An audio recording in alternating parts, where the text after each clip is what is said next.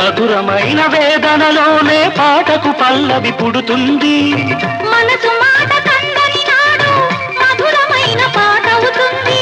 మధురమైన వేదనలోనే పాటకు పల్లవి పుడుతుంది. పల్లవించు పడుచుదనం పరుచుకున్న మమతలు చూడు. పల్లవించు పడుచుదనం పరుచుకున్న మమతలు చూడు. పసితనాల తొలి వేకువలో ముసురుకున్న మబ్బులు చూడు. అందుకే ధ్యానం, అందుకే మౌనం, అందుకే